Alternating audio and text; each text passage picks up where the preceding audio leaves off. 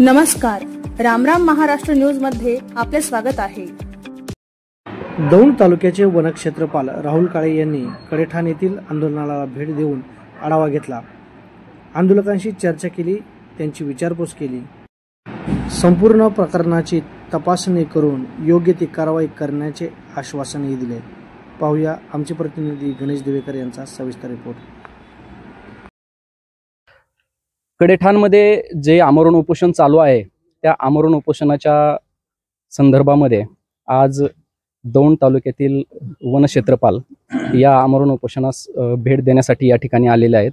आपण जाणून घेऊयात की हे जे काय प्रकरण आहे हे प्रकरण वन जमिनीच्या विषयावरती आंदोलन चालू आहे, उपोषण चालू आहे। तर आपण साहेब एक सांगा की हे जे काय चालू आहे हे किती दिवसापासून चालू आहे आणि याची जाणीव तुम्हाला कधीपासून झाली आहे?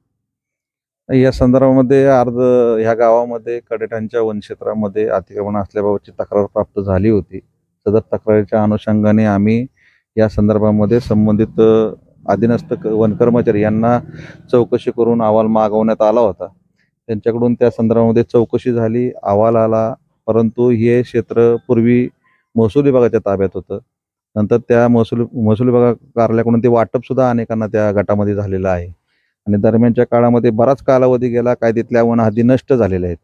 त्यामुळे त्या आता वनहद्दीचे वन सर्वेयर यांच्याकडून सर्वे सीमांकन करून घेणं गरजेचं आहे, अथवा भूमी अभिलेख कार्यालय दौंड अशा दोन्हीपैकी एका यंत्रणेकडून आपल्याला सर्वे करून हद्दी निश्चित झाल्या की निश्चित त्याच्यामध्ये जे काही वन विभागाचं क्षेत्र आहे ते निश्चित आम्हाला इथनं मिळणार आहे आणि अर्जदार यांना बी अर्जाच्या अनुषंगाने त्यावर कारवाई केली जाणार आहे। ह्या संदर्भामध्ये आम्ही कारवाई सुरू केलेली आहे। साधारणपणे किती दिवसात ही कारवाई होईल असं आपल्याला वाटतंय? साधारणतः या वन सर्वेयर पुणे वन विभाग कार्यालयाकडून सर्वे सीमांकनाचे काम सुरू झालेलं आहे। आम्हाला 1 महिन्याच्यात हद्दी निश्चित करून मिळतील। दरम्यानच्या काळात आम्ही जे काही लोक तिथं बेकायदेशीर वहिवाट करतायत त्यांचा आम्ही चौकशी, तपास आणि त्यांना काय त्या वहिवाटीबद्दल कागदपत्र आणि पुरावे, दस्तऐवज आम्ही मागणी केलेली आहेत की तुम्ही आम्हाला ते सादर करा, अन्यथा सादर न केल्यास आम्ही पुढील नियमानुसार जे काही चुकीचं आढळून येईल, तिथे अतिक्रमण आढळून येईल, आम्ही चौकशी करून अतिक्रमण निष्कासित करण्याची कारवाई करणार आहोत। उपोषणकर्त्यांशी तुमचं आता बोलणं झालं तर उपोषणकर्त्यांचं तुमच्या या सगळ्या प्रक्रियेवरती समाधान झालंय का? उपोषणकर्त्यांचं समाधान, त्यांचं म्हणणं होतं की ते तात्काळ कारवाई करावी, परंतु थोडेसे काही प्रशासकीय गोष्टी असतात, काही कागदपत्र महसूल विभागाकडून प्राप्त करून घ्यायचे असतात, काही भूमी अभिलेख कार्यालय दौंडकडून प्राप्त करून घ्यावे लागतात।